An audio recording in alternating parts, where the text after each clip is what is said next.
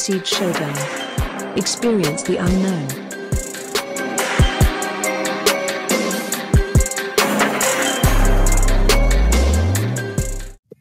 Okay, welcome everyone. We're doing another episode here of Starseed Showdown.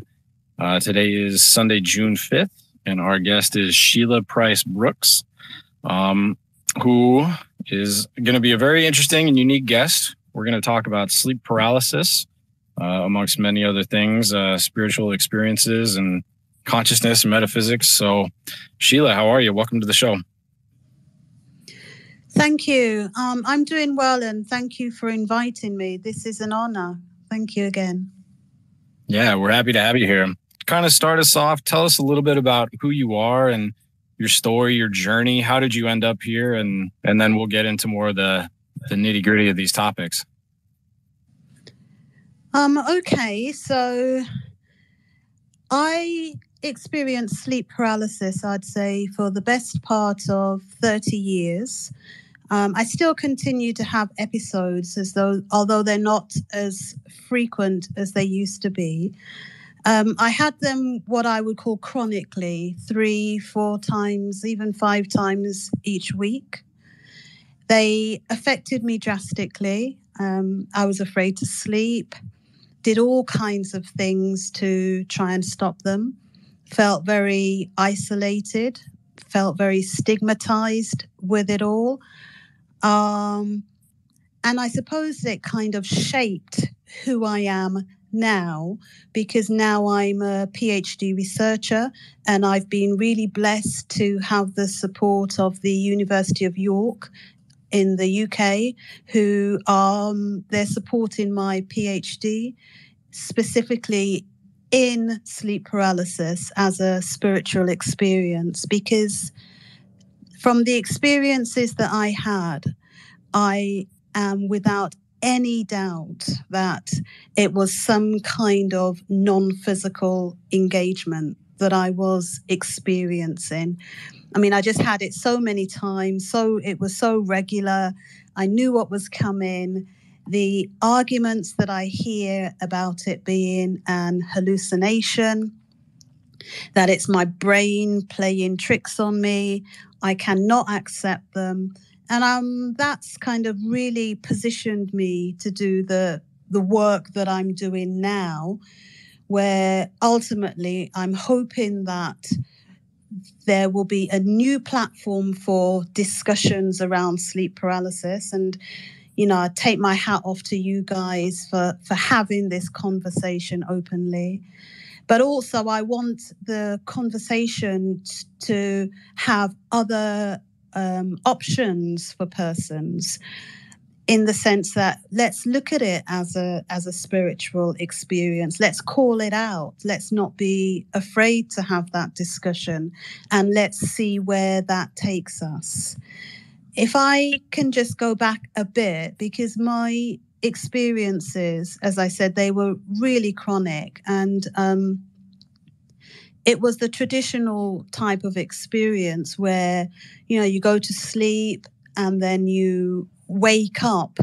You're still sleeping, but you literally feel like you are awake, but you're awake in a different environment. And that environment became so familiar for me.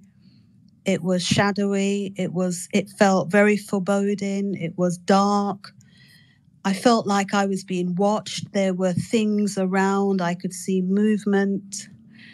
There were times when I could even see myself on the bed. I would be maybe on the ceiling, looking down at myself, sleeping. I'd be in the corner of the room, perhaps looking at myself. And then, of course, there was the beast. And I had the beast frequently on my chest that completely winded me.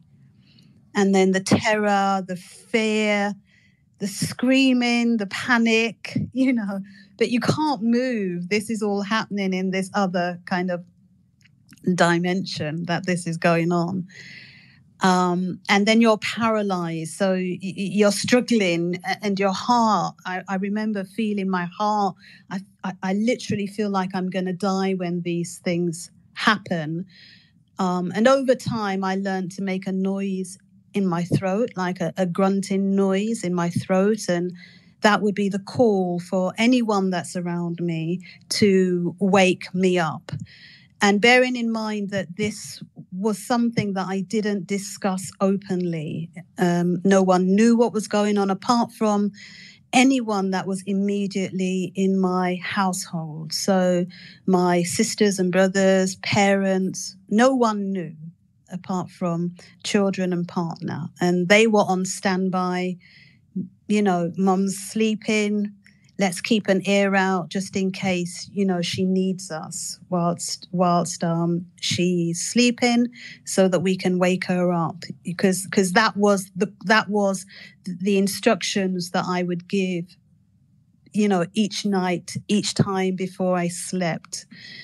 I tried many different things. I prayed incessantly all the time. I had Bibles everywhere in the house. I positioned my bed in different positions, and I slept in different rooms. I slept in the sofa. I even went to different hotels and things like that, just to try and get away from them, to try and make it stop. But of course it didn't. It's wherever I was, it would still happen.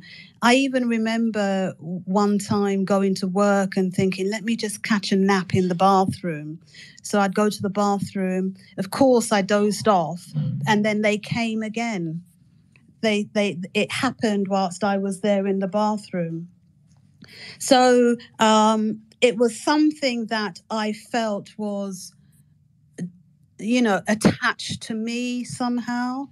It was following me around. It wasn't about the house or the area where I was. It was a me thing that was going on, and nothing I did that I could think of could get rid of it. And at the time, my mind was thinking that maybe, you know, I'm cursed. Maybe somebody has put a spell on me, and some kind of witchcraft thing is going on here. I mean, I don't know much about those things apart from what I've, you know, seen in the movies and the Spielberg books and things like that. But I thought I was cursed and something was attached to me, which was why this was happening, which was why I then went, the place that I went to for remedies was religious, was the prayer. I had candles, I burnt incense, I did all sorts, and it still didn't stop, you know. I remember though, because this was going on in the early days of the internet. The library didn't have much on it because I was very much alone with it. The library didn't have much. I remember one day it was on Explorer, Internet Explorer in those days, and I was trying to kind of find remedies for myself, because I had actually been to the doctor as well, because I was becoming exhausted from lack of sleep. And I remember going to the doctor, and I told the doctor what was going on, and he kind of just stared me out, you know, and then put the pen to paper and wrote this prescription for, of all things, he prescribed sleeping tablets for me. And I remember leaving the doctor's feeling so disheartened, because the doctor just didn't get it. And also because it meant that I was still on my own with it. Because, of course, I'm not going to take sleeping tablets when I sleep and I see demons and I fight to get out of my sleep. The sleeping tablets would just sink me under more so. So I just didn't take them.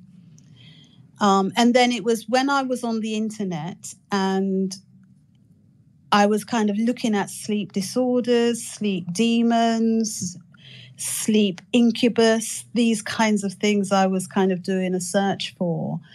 And one day, what came up was a picture. It was a painting that was painted in the 1700s by this guy called Fuseli. Some of you may know that painting, but it's the painting of a lady on her back, and she has this beast-like thing on her stomach. And there's a horse, a mare in the background that's watching, and it's all dark in the background. And when I saw that, I kind of jumped back from the computer, and I said, my goodness, this is my demon. And it was like, wow, how did this guy know? How could he capture this so perfectly, that I got goose pimples and was in shock seeing that on the computer. And I think in that moment, what happened was it shifted from a Sheila has been cursed thing. It moved to, this is something then that isn't like me personally. There's something bigger, much bigger going on here.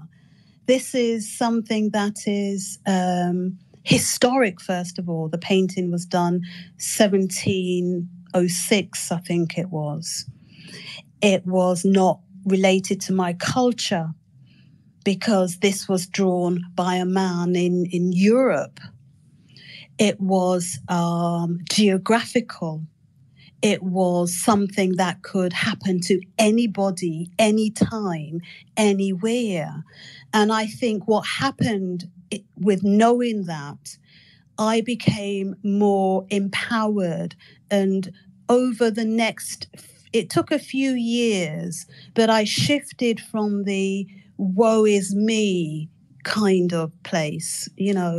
I'm being demonized, I'm being victimized, I'm being abused. They're going to get me. I can't sleep because they're coming, they're waiting.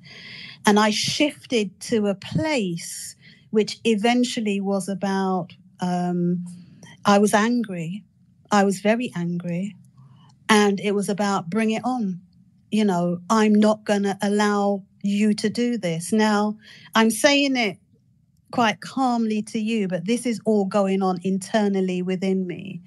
The anger was building up because I then thought to myself, I've spent all these years cowering from you guys in my sleep, and only to find that it's happening to masses of other people, all over the world, that it's not just me, and you're getting away with it and no one is speaking about it and addressing it. So I became strong internally, and over that period, the episodes reduced, the sleep paralysis episodes reduced, and I seemed to go through some kind of transformation, which primarily happened when I was sleeping, because no longer was I starting to see the beast and the shadows, but my dreams and I wouldn't call them dreams actually, but my sleep state became just as significant as my waking state. And I felt as though I had transitioned the sleep paralysis, and I had literally gone through some kind of gateway, which then gave me access to a whole another dimension and a range of activities and things that go on there. So I became clear that I could astral project during my sleep. I was lucid dreaming. I could have conversations with persons in my sleep that I knew when I was awake, and I could validate those conversations. All kinds of precognitive stuff was going on.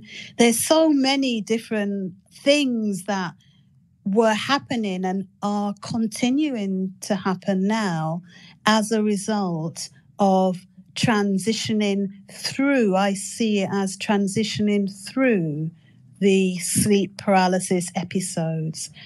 Once in a while, I do have sleep paralysis, but not with the beasts. I will see other types of entities that frighten me, and sometimes they try to torment me. Like a couple of nights ago, I was sleeping, and again I was watching myself. I could see myself in the bed. This huge kind of beast came up, grabbed my ankle, swung me above his head, and then threw me back on the bed. And that's when I jolted back wide awake, very clear about what had just happened there, because I could still see it walking off as it kind of swung me, put me back on the bed, and then it continued to walk away, and so I sometimes have those one-off negatives, but on the whole, the experiences that I'm getting in my sleep state are positive and precognitive, and there's so much to learn from the experiences that I'm having now. I will also say that I'm a meditator, and meditation, I've been meditating now for I'd say about the past 5 years. I'm not a great meditator, I will say that. It started off with me just being able to meditate for maybe 2 or 3 minutes at a time. I now meditate maximum 10 minutes. But I think that meditation that I do, and it's just a very simple meditation that I do most mornings each week. It's helped to focus me and helped me to be more clear about what's going on during my sleep state. So with all of that going on with me personally, the research that I'm doing, and here's a little shout out because I'm looking for persons right now who experience sleep paralysis and has had a minimum of 3. I'd love to chat with you because I'm doing some research now into how the experience is managed and how people rationalize these experiences. And the work that I'm doing now is hugely significant, not just for me personally, but it's really the first kind of major piece of work that is going to kind of go out into the public that can be taken seriously about sleep paralysis. I mean, as I said, I'm trying to change, not just change, but expand the narrative from it being an hallucination and, there's some kind of sleep disorder going on here, to this experience is a spiritual, it's a non-physical engagement that's going on. And by non-physical, I'm referring to your energetic body or your ethereal body, your spirit, which is engaging on another dimension. And there's another level of consciousness going on here. And that is the sleep paralysis experience. So that's what I'm trying to do. And I'm trying to bring that out publicly. So yeah, I think that's really my story, and that's where I'm at now with the whole phenomena. Well, thank you so much for telling us all that. That was an incredible story, and I'm so happy that someone's doing PhD level research into a spiritual phenomenon. That's pretty mind-blowing. I want to get into more of your research and what you prescribe or recommend for people, but before we do that, I am curious a couple things. Like, when you went to the doctor, like, what does a medical doctor say is the reason for this problem? And if you were to keep sleeping through it, and you can't wake yourself up, or your partner or kids can't wake you up, what happens? Okay, so with the medical doctor, I know that when I went to the doctor asked me about the type of work that I do.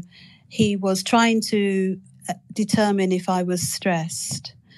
And he concluded that I was stressed, and so that was what was causing it. So I needed medication to relax me and to help me sleep. That was what I needed. That was what the doctor was saying. Today, it's still the same. Things haven't shifted on. It's still very much linked to stress and trauma. As far as I will say that's the medical view. The medical profession don't know specifically what's causing it. They have no, and this is not me knocking the medical community, but clearly from the research that I'm doing, they cannot explain why the hallucinations are the same across the board, albeit with variations. Some people see the shadow man, some people see the hat man, some people just feel the sensations, the vibrations. There's all different types of features.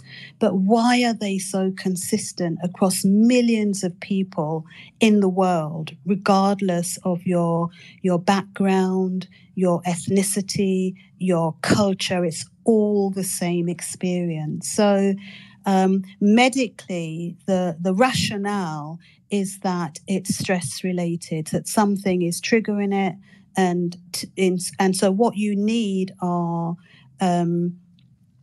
relaxants, and antidepressants are also prescribed as well to subdue you and to knock you out so that you bypass the sleep state which is where you would have the sleep paralysis experience, So that's what I know about from the doctor's side. But there was something else you had asked me as well.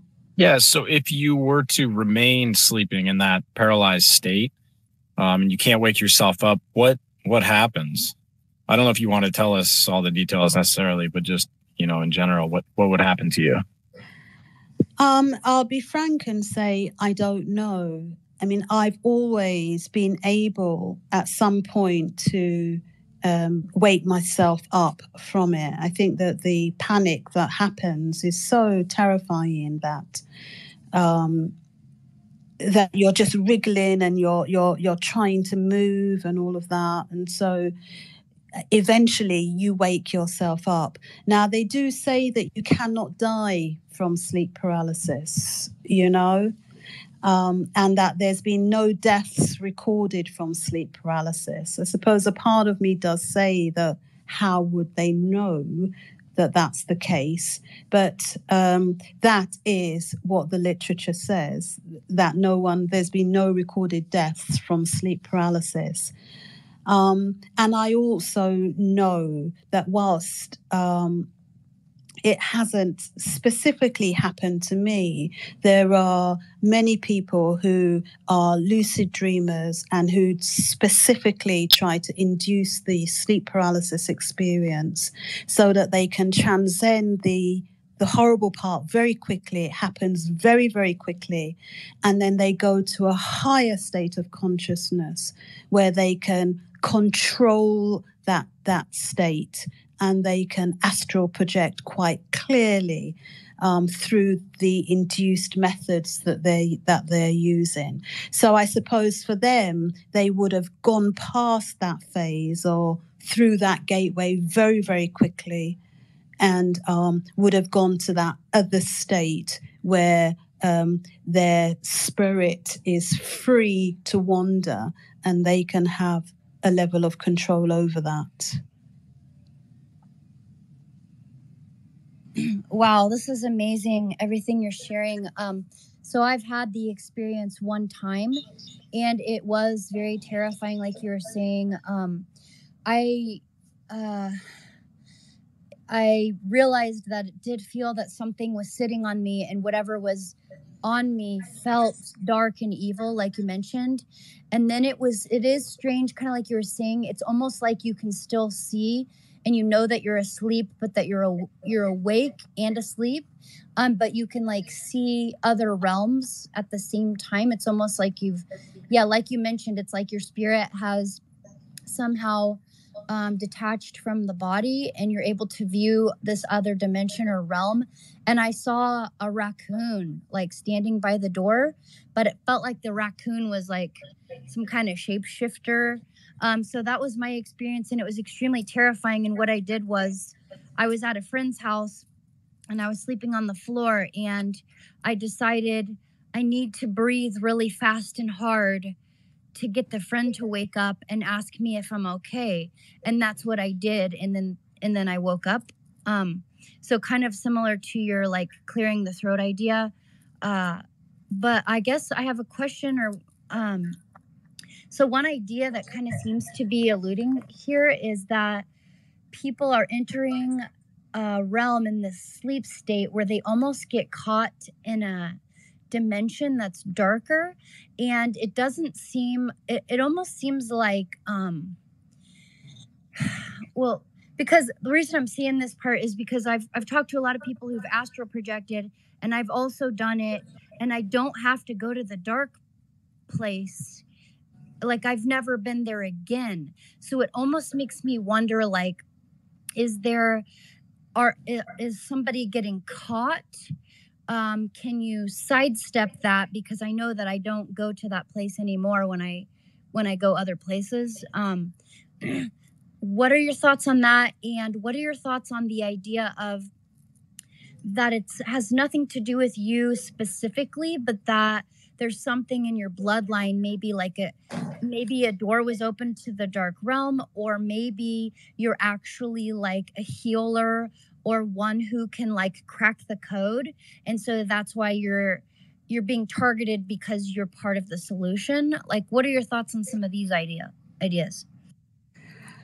I think they're very, very, very interesting and really relevant, because I've always been quite a spiritual person, even before the episodes, very generally. And I say spiritual rather than the religious kind of way, So there is the argument that says that we have lived many lifetimes, that in our spiritual form we are learning things like healing and other gifts that we have. So when we are in our physical body, we still have these with us. So there are some of us, in terms of our evolution, both when we are physical, incarnated, and when we are not, we are still learning, and we are still doing a range of things, and we have different gifts and abilities. So somebody may be hugely empathic, somebody may be like you said, be able to do healing, but in your day-to-day consciousness, you're not aware that you have these skills or these abilities to be able to do these things. So from an evolutionary sense, you're at a different level to some other persons who may not have reached that stage in their incarnations, let's say, So therefore, you would be more prone spiritually to be able to enter these dimensions because of your level of spiritual maturity. So therefore, when you sleep, you're able to go into these dimensions, and you're able to have these engagements because it's your spiritual, your non-physical body that's going into this other dimension, and you're able to have those engagements and those experiences. That also means that you're able to meet other non-physical entities and engage with them also within this dimensional space. Does that make sense? Yeah, totally. So do you think it could be related to an ancestor who opened a door, or possibly more that you've almost been chosen, or you chose maybe in your life contract to want to maybe like crack the code of this mystery, or like find hope? You know what I'm saying? Like, do you think it's more, have you reversed curses of your lineage? Like, have you tried that angle? We also know that sleep paralysis is most definitely hereditary. So my father has it, and an aunt and uncle also has them. My grandmother had them as well.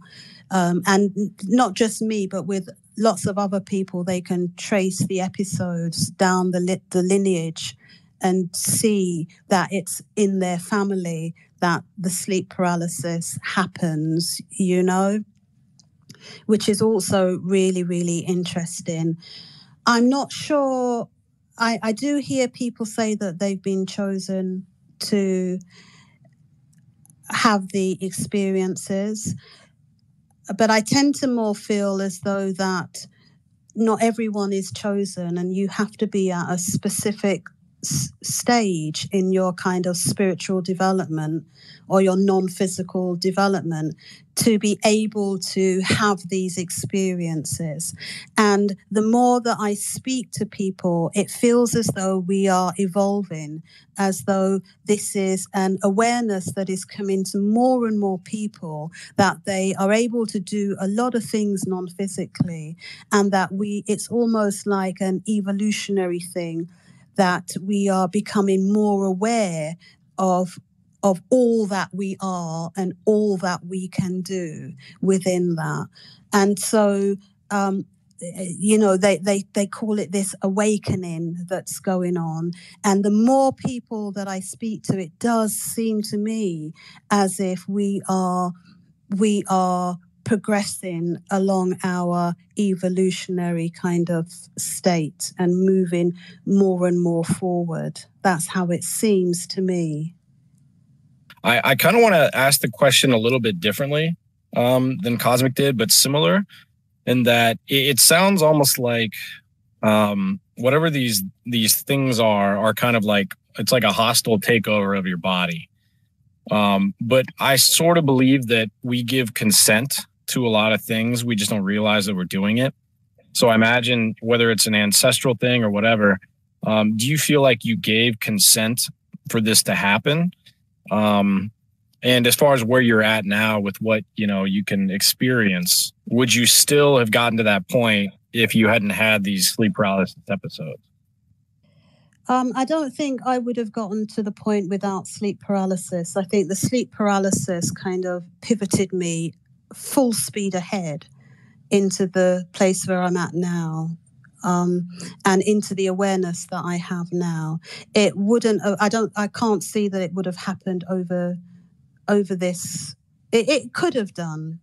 I mean, I don't want to say that it's not possible, but I do feel as though the sleep paralysis episodes kind of gave me a fast track into this new kind of heightened awareness and level of understanding of what's going on. So if asked, would I have preferred not to have had the sleep paralysis, I've got to say it's part of me. So I would have wanted to have the sleep paralysis episodes, you know. So that's important. And in terms of do I feel like I gave them consent at the time? Most definitely not. You know, most definitely I felt victimized and abused, and very much like, why is this happening to me kind of thing. In retrospect, and I think it was Cosmic that spoke about life contracts and things like that, I know that the place that I was in a place where I lacked courage, self-esteem. I was a willing victim. You know, that's where I was at that time. And I think that in terms of my one of the reasons why I'm here, and my life contract is to overcome that, is to become more self-assured, more self-confident, more assertive, be able to have my own voice. And I think that the sleep paralysis episodes is a way of me achieving that contract and making sure that that happens. So whilst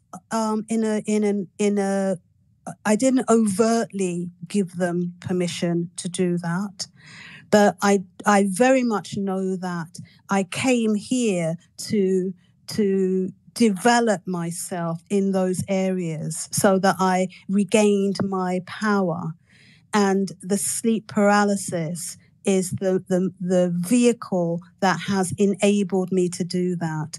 I hid the sleep paralysis, as I said, for the best part of 30 years. It's only been in the past 2 years that I spoke to my parents about it.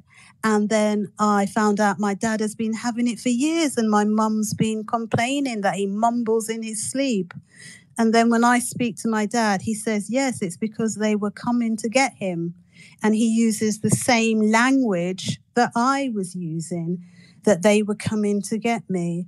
So I know that the place that I was at then compared to the place that I'm at now, where I'm fully embracing who I am, what I am, to the point where I'm able to speak openly about sleep paralysis to people that I don't know, that I would never have done that years back.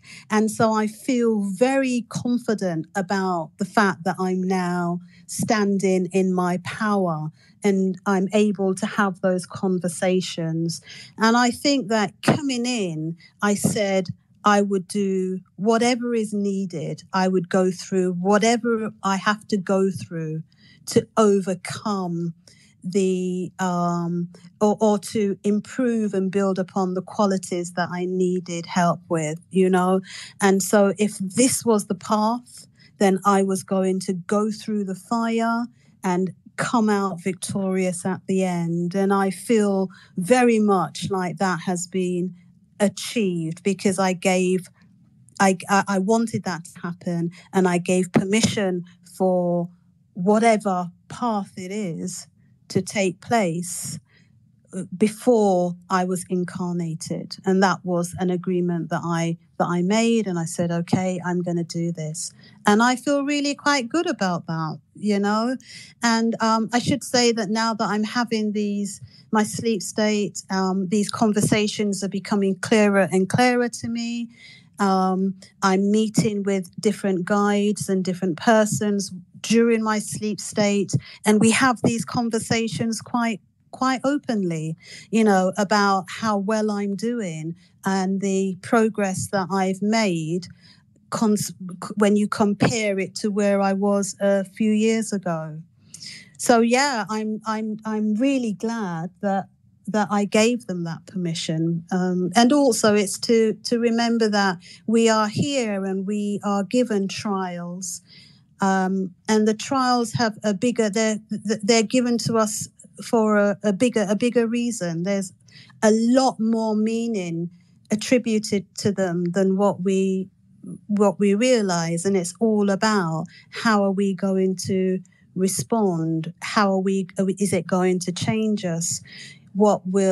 How will we act? What will we do? What choices will we make? And this all relates to our spiritual evolution and our spiritual development, so that when we incarnate again, that's if we choose to come back, we're that much more along the path to the light, so that we can then work on other things and other areas. Sheila, I have a question about the entities that you see. So I'm just trying to wrap my head around the experience. It seems like you're in another realm, or your consciousness is in another realm. And so are those entities like literal other entities, or are they a part of your own higher self or your own consciousness kind of projections? or are they actual beings? They're actual beings, they're actual, real, if I could touch them, I would. They're there, I see them, I hear them, I can sense them. I know that they are there. And the strange thing is that even in my wake state, there are times when I look around thinking that one of them's there. I can't see them because I'm in my kind of day awake state. But I just get the sense and feel that they are there around me, and it's almost as though when you sleep, you're able to, you can cross over dimensionally when you're sleeping, and then you can see things a lot clearer.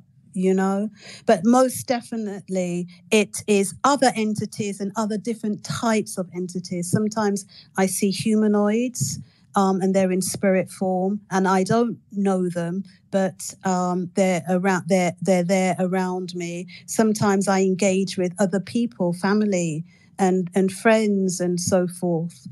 Sometimes it's complete, like I don't know if you heard when I said that there was this huge kind of, it was upright, but I don't know, it was upright, it was tall, and it just grabbed me by the foot and spun me round, threw me back on the bed. And there were, as well as seeing that beast, there were other humanoids there watching as well. And I was watching as well and saw the whole thing whilst it was going on. So this isn't the entities that I'm seeing are not part of like my higher consciousness. I've had those engagements as well. These are completely different. So it sounds like you're also having kind of an out-of-body experiences or astral projection to go along with this phenomenon. Is that correct? Yeah. Most definitely. And we do know from a research perspective that astral projection and the lucid dreaming go hand in hand with the sleep paralysis episode, to the extent that people try to induce sleep paralysis so that they can astral project and have those experiences as well. I do know, though, that the astral projection experience is it's just a small part of the other phenomenons that go on when you sleep. So yeah, you can astral project. I've done that so many times. You float around the room, out the window, go to other places.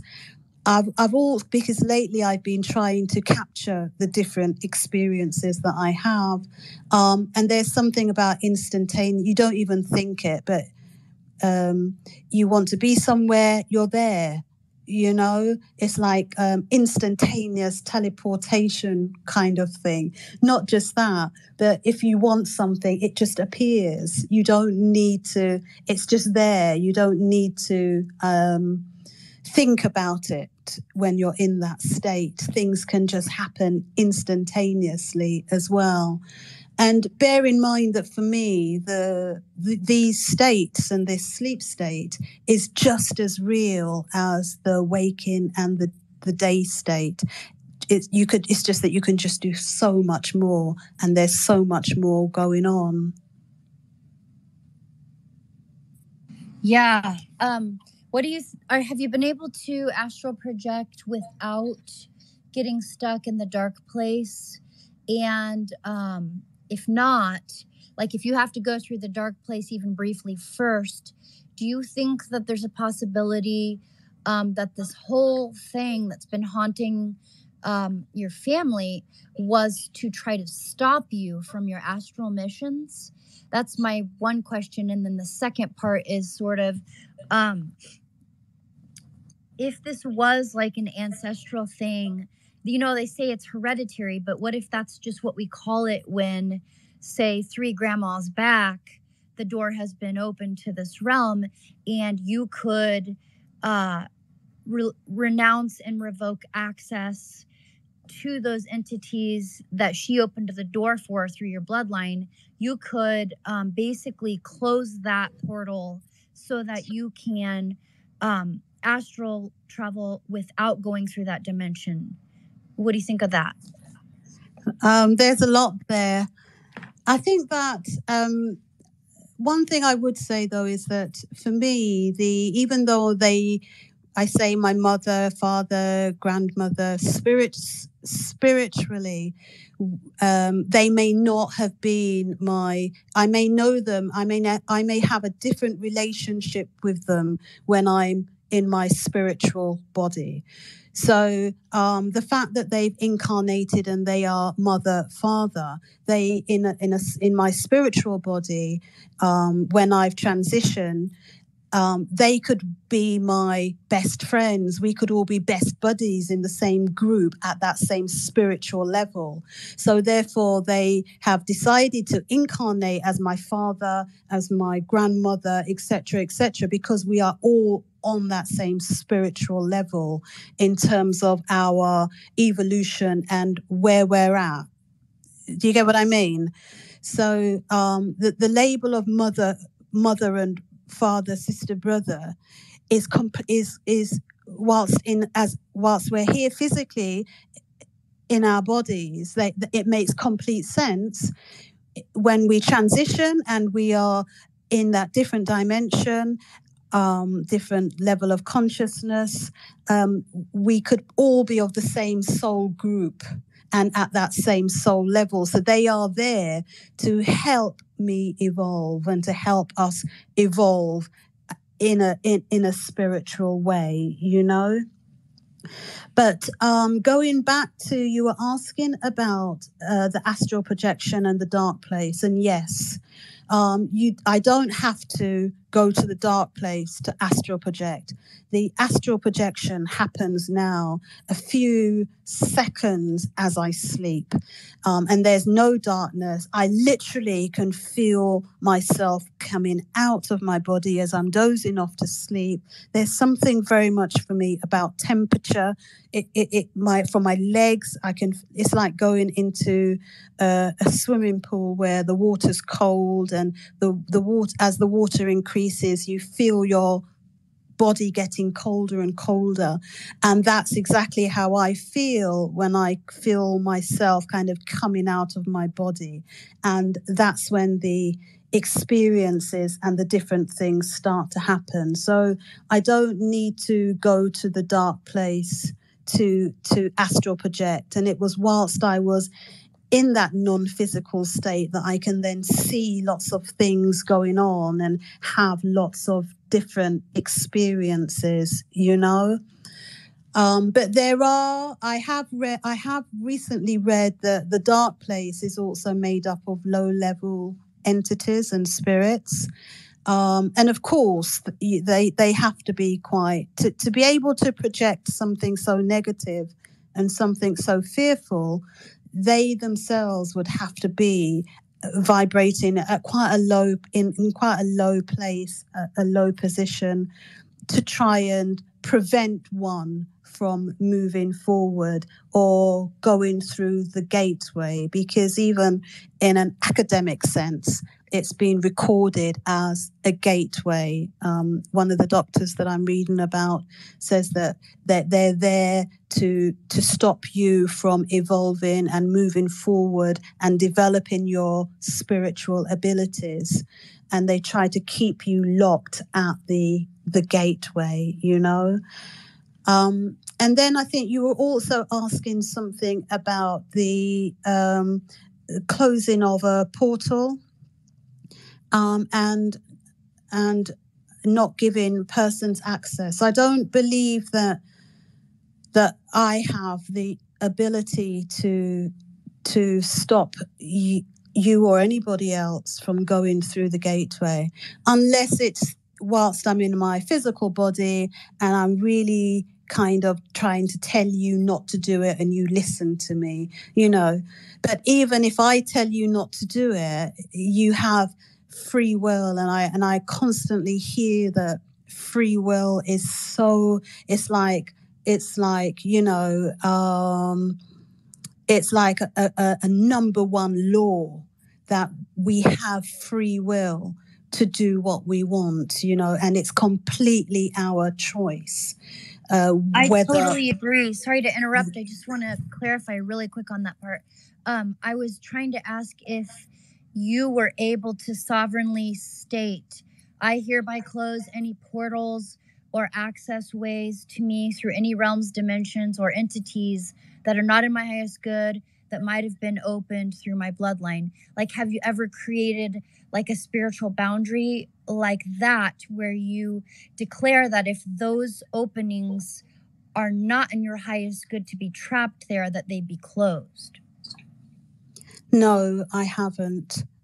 No, I haven't. What I do is I ask for protection, and I ask that should anything try to come into my space, that I am protected from that, so that I can kind of safely kind of stay in my dream state and wake up from it. So I haven't asked for anything, portals to be closed for, but I do ask my guides and my ancestors to watch over me, and as I'm speaking to you now, I say, don't leave me, because that on that occasion when that huge beast came in, I for a fraction of a second I was there, and the team that would have been able to protect me was not there in that precise moment, which is why that instance happened. So I ask that I am protected, that they don't leave, that they stay there completely with me and keep me safe whilst I'm sleeping. I love that. And if you're willing to consider this as part of your research, I would be extremely fascinated if you would consider the revoking, since you are sovereign over your spirit, soul, body, and your astral travels. I wonder if you could revoke access to that dimension if it's not in your highest good, that is, and if that would affect your research on the topic. It would be fascinating if some people, like your dad, wouldn't feel like they're coming for them, and they wouldn't feel tormented and like afraid to sleep if that was not in their highest good. I understand sometimes bad things can be part of our contract, but if it wasn't, and if you experimented with this declaration, I would be so fascinated to see if it changed your experience. Yeah, that would be very interesting to see what the outcome of that would be. I would be a little bit hesitant because, the sleep paralysis at the time, I clearly thought it was not in my highest good, but it turns out that it was, So I wouldn't be sure if having negative things happen, whether or not they would ultimately be in my highest good. That's the only area that I would be a bit cautious about before asking for that, because I may want to continue having these experiences to see where it goes, and to see what I can access in those realms. If you pray or declare that only if it's not in your highest good. So if it was in your highest good to keep researching the dark realm or different layers, then you would. But if it wasn't in your highest good, it's possible that there's realms of the astral that you're not getting to. That's all why I'm kind of putting that in there. For sure. I will definitely consider that. And I think what I'll do is, as I'm doing my research, I will ask the question, and I will find out from persons whether or not they have done anything like this to stop themselves having these experiences and what the outcome was. So I can include that. And Sheila, you mentioned earlier looking up some of these entities and things and finding some references for them. You mentioned a sleep incubus. Can you tell us like what that is? And I don't know too much about it. I've had some sleep paralysis like when I was younger. It was very uncomfortable and not pleasant. But one of the things I did read was like there's like almost a sexual element to some of these entities. Did you experience anything like that, or is that anything you want to talk about? I didn't experience anything sexual in that way. I did sometimes feel as though the experiences weren't always threatening. So sometimes they were very familiar in a way, as if this was someone or something that I knew. But in terms of any sexual engagement, there was never for me. But I do know that there are instances where persons experience a sexual encounter, and the incubus there's the incubus and the succubus, the male and the female, and they do prey on the sexes in that sexual way historically, and that's based on folklore and local traditions. And so we'll probably open it up for questions here soon. I am just curious if you want to talk a little bit more about your research into all this, like, what that actually looks like. And if someone was experiencing sleep paralysis, what advice would you give them to help them out? Okay, so the research I'm doing at the moment is I'm interviewing people, I'm speaking with persons for about an hour or so and getting details about their sleep paralysis experiences. So, I'll be saying, what kind of entities did you see? Did you see any entities? Were you able to leave your body? What happened? I'm also wanting to find out, because not everyone is like me and sees it as a spiritual engagement. So if you don't, how do you rationalize it? How do you make sense of it? I'm also interested to know if persons experience a stigma towards it. I mean, I spoke about the stigma that I was feeling, but I'm looking to see whether other people have that same experience like me. Because that, of course, will impact on how it's rationalized and how they manage it on a day-to-day. So, and all of the data is anonymized that I'm collecting, and it's kept secure and encrypted. So there's no concerns in terms of persons getting to know who you are and what's going on and things being leaked, and that just isn't that there isn't a possibility for that to happen. And it's all backed by the University of York, who I'm with at the moment. But in terms of advice for persons who are experiencing it, I would say the main thing, I mean, there are little things you can try and move your finger, as I was doing, making the noise in your throat, tell people around what's going on. You can do all of that.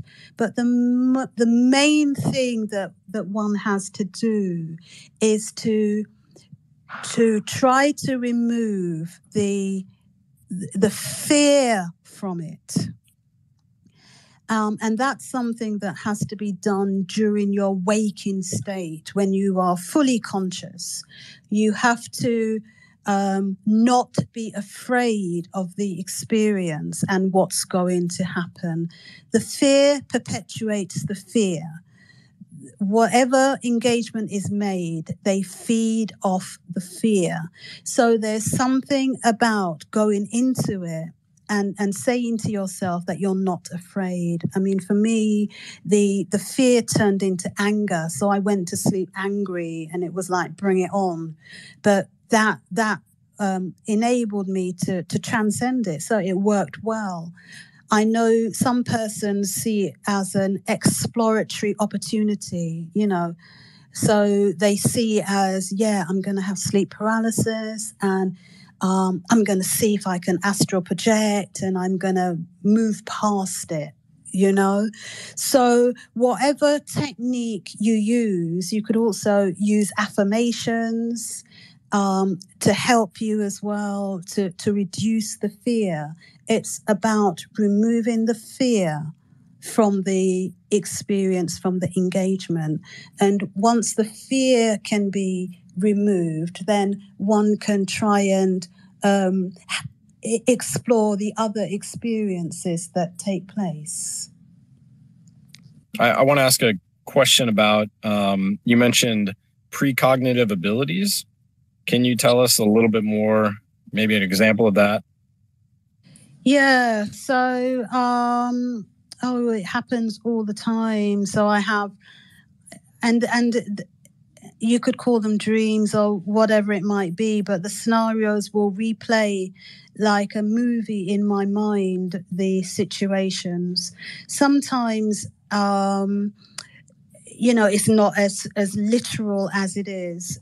So it's not as clear cut, the dreams and the imagery. So and a cat will represent something else, for example, whilst I'm in that state. But it plays off. It's like a video that's going on and that I'm in it. And then when I wake up with those emotions, and it's quite clear when I wake up what's going to happen. It's to the point now where I've said to people that I will only talk if you want me to say what I know.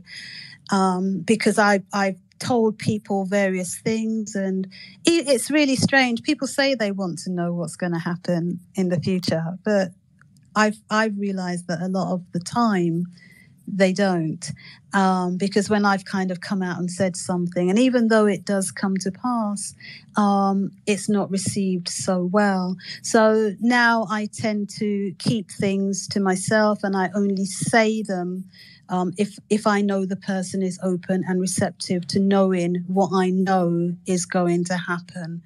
And it's always spot on.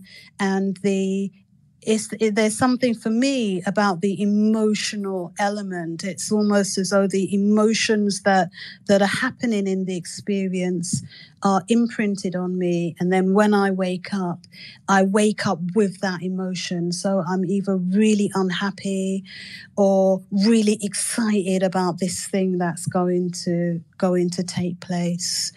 And also they always revolve around me and someone I know. So I haven't had instances where I know about some kind of world event that's going to happen, unless I'm directly involved in that, But apart most of the time or all of the time, I'm a key player in whatever is going to be taking place with X, Y, and Z person. Yeah. As someone who's been having sleep paralysis at the age of 17, and coming from a Muslim background, not religious at all, I used to think that this is some sort of a curse, especially for me, who's someone who suffers from Tourette's syndrome and certain tics disorder, and I was relating the two together at a certain point in time where I just felt a great discomfort with myself. And so my question is, to what extent should parents be aware, or how can they talk about these topics that might sound scary for someone who has them at an early age? That's the first part of my question. The second part of my question, one of the times that I've had, but by the way, just so you know, right now I'm so much in peace with myself, and I love it when the sleep paralysis happen, even though you have to get over the scary part. But when you let go, one time I just let go and I felt in total joy to the feeling that came after, which was the out of body experience. And so now when I do not fight the sleep paralysis, if I feel I can go through this pain or through this, scary feeling, and I feel like I can actually give up myself to that feeling, and that's when out of body experience happens to me. And I want to share one specific experience that I've had, where one of the beings has visited me, and that was the scariest being that you could ever imagine. There was so much fear, but I was so tired I could not even wake myself up out from it. Because having it a lot of times, I kind of trained myself to be able to do that, but there was no way I was doing it, and the scared. I was too scared that really I just couldn't take it anymore, and that creature kept coming closer, but they were shy at times, but at times their face was right in front of mine, until a moment came where the creature held my hand and then disappeared. At that moment, I felt the greatest peace I've ever felt my whole life. And I felt like now I want to wake up just to call them to come back and talk to me. And it turned out I had a dead animal skull in the house as a decoration. And someone told me, you need to remove that because that creature had been killed in so much pain that they did not ask for. And so to what extent do having things like a skull in a house affect also people with such experiences? Okay, so first of all, you were asking about the discussing it with children at a young age and how do parents deal with that. I do know about children who have, because ultimately, I think what we're talking about are different psychic abilities and being able to engage psychically in different ways, So the parents will identify that the children are having different experiences, They be having what the child might refer to as a bad nightmare, or they've had a bad dream. The child may also be having other psychic experiences, maybe seeing things, maybe hearing things as well. And I think it's just so important to be open with the child about these experiences from a spiritual perspective, in terms of that psychic engagement.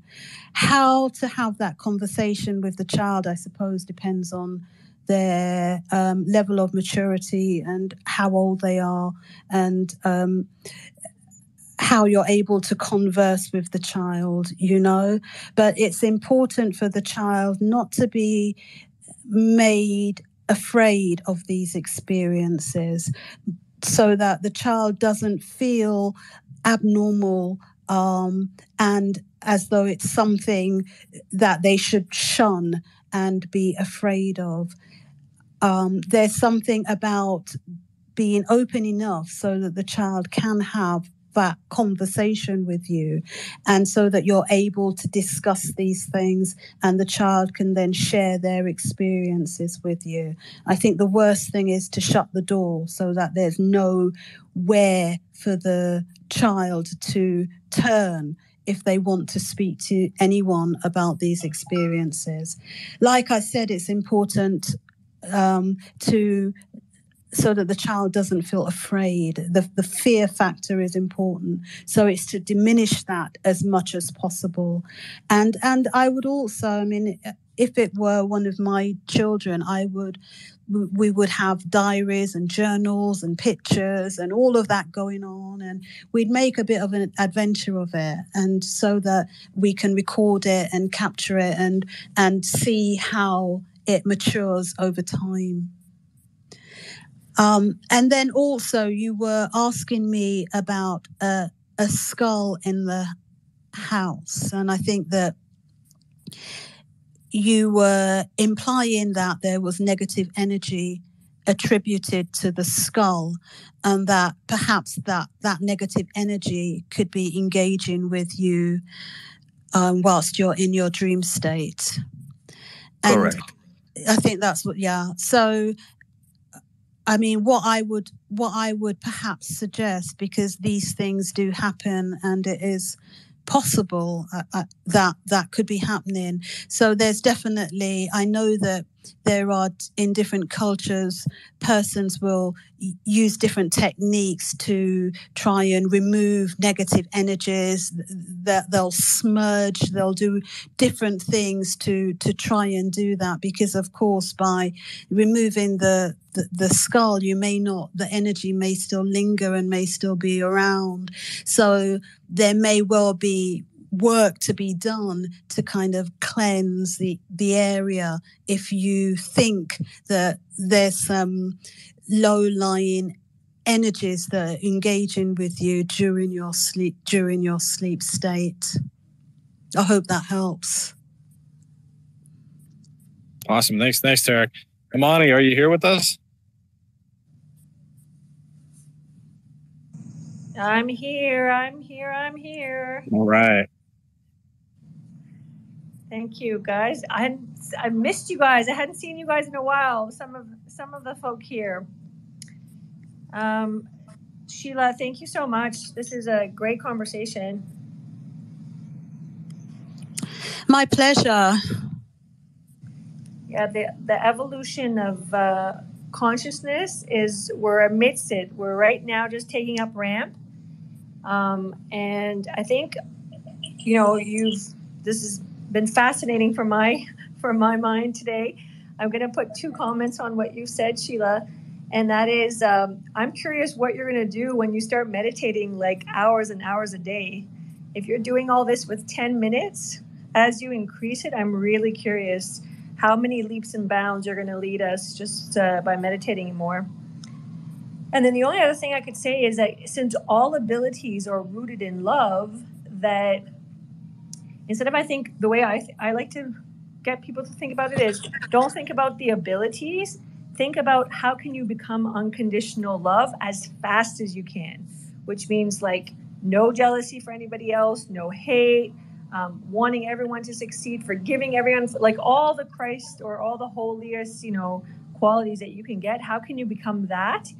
Because as soon as you're going towards that, all higher evolved consciousness abilities and others are going to come to you. So thankful for this conversation, the opportunity to speak tonight. Great. I have thought about, you mentioned what's going to happen when I start meditating more so. And I have been considering that in terms of immersing myself more so and trying to have a more deeper connection. But I haven't started to do that as yet. I'm going to give myself a bit more time to get a grip on what's going on right now before I start to do that. But like you, I'm excited to see where it's going to go. And you're right, everything is based on love. And I think it's important to remember that it's based on self-love first and foremost. It's about ultimately loving yourself and wanting only the best and pure love for yourself, and then moving forward and sharing that with other persons. That is hugely important. And I think that for my personal journey, that's where it all began, because I needed to have more self-love, and that meant that I needed to kind of put myself at the center of things more so to give myself that love and give myself permission to love myself, and then it overflows to others. My deep belief is that all ailments originate spiritually, and come from that angle. And it's imbalance, and it may be resistance, it may be a lot of things, but it all originates non-physically before it manifests physically, and it can be building up non-physically for many, many years before you see that physical symptom on your body. And it originates spiritually because something is out of balance. and there's some resistance somewhere to something. Something is amiss, non-physically, which is why that ailment will be there. 100%. I have no doubt about that. Yeah. So Sheila, what you're doing with your research on sleep paralysis is near and dear to my heart, because the way I see it, you're trying to bridge these two worlds of the scientific and the spiritual. I hope that's a decent overview, because I think in this world, we're so locked into this rational scientific mindset, and anything that's in the spiritual realm is just considered, well, you can't verify it. There's no repeatability. It's unscientific. And I think there's a way to bridge these two things. And I personally think that that's essentially what like the new state of consciousness is going to be, is where the idea that there's a spiritual involvement in disease and that there's a constant element of influence in our lives from different forces that are unseen, it's going to be merged with the mindset that we currently have. And I know that's kind of a long-winded way to ask this question, but do you see any other areas where we can kind of do what you're doing with researching sleep paralysis in a scientific way that's based on a spiritual thing? I guess that there are loads of ways, and what I see myself as doing is I'm building on the work of others before me who have done kind of academic stuff in this field, because it's almost as though the academics have to verify it before it's kind of authorized socially, even though we're having these conversations about what's going on. So for us, there is this spiritual element to health and the sleep state. We know that and we're aware of that, but it's almost as though the academic field hasn't quite caught up with that. And as academics, we've got to kind of verify that, authorize that, and then it will go public, through the system. So I'm building on my predecessors' work to try and push out as much data and research as possible so that we can be having more conversations and for the spiritual influence of these things to be everyday talk, to be normalized. It is happening at the moment, but it's happening very, very, very, very slowly. And you talked about Louise Hay. I think she wrote "Heal My Life" or something like that. Where she again was a trendsetter and pushed out a different way of dealing with issues and looking at them differently, So yeah, over the next few years, I'm hoping to look at different areas and look at different phenomenons with a spiritual angle, a spiritual eye, because my whole body of work is around spiritual phenomena like the astral projection and the lucid dreaming, but also it covers things like hearing voices and nobody is there, feeling as though you're being watched and somebody is with you, and yet there's no physical presence there. The near-death experience is another area which has that spiritual angle to it, which needs more kind of academic work behind it so that we can start to normalize these, raise the bar and say, yes, this is what's happening with more surety. Yeah, Cosmic, did you have a question? Well, I was curious what your take on like maybe aliens or beings from other planets, if you've astral traveled to other places, or what you think about that topic.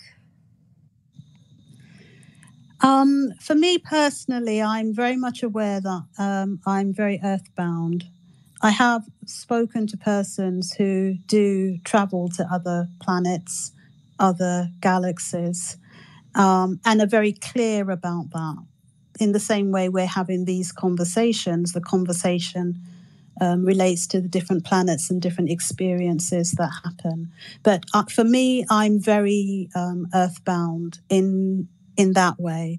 I will just touch on, though, that the sleep paralysis experience has a lot of similar features to the UFO abductee experience. There is overlap in terms of what we experience when we have sleep paralysis and what an abductee will say. So there's more work that's needed to be done in those areas. There's also a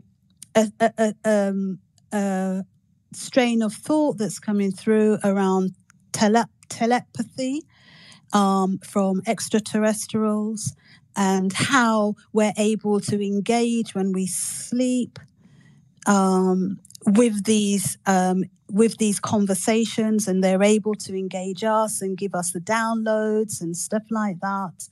And again, that needs more work as well, to really understand and look at what's going on there. Yeah, definitely. All right, Sheila, we have kind of one final question for you, and then we'll wrap it up. You know, you kind of mentioned like more people are awakening, and maybe there's a change in consciousness. Where do you see humanity going in the near to medium term? And, you know, if you did have like a message for humanity, what would it be? Gosh. There's definitely something, in terms of the message, there's definitely something about allowing yourself to go through this process, to not deny it, to experience it to its fullest whilst you're here at this time, and explore the wonders that come with it, you know, in terms of the message. I definitely see us with more and more people opening up about their experiences that they're having non-physically, about their, not just their awakenings, but about the travels, the journeys, the things that they can do, the things that they see when they're in their non-physical state. And I'm expecting there to be far more downloads, far more information coming to us, and far more awareness in persons that are having these experiences over the next few years. But it's important for us to embrace those experiences. I think, as I said, I kind of see us as evolving as a race, you know, and having these experiences is part of us evolving from where we are kind of like in the dark, to kind of starting to kind of have a little glimmer. I think that what persons are talking about and their experiences is just a slight glimmer of the possibilities and what exists. And so, the message would be to go for it, to be excited by it, to embrace it, you know, because for sure it's not happening to everybody. If it's happening to you, then make the most of it. That would be the message. I love that. Embrace it. Yeah. And, you know, thank you so much for coming on and talking about this. I think there's a lot of people who are just kind of waking up to thinking in this type of way. And it's so helpful to be able to hear other people talk about it and be able to ask questions to an expert like you. So super appreciate you coming on, Sheila. Great. Thank you for inviting me.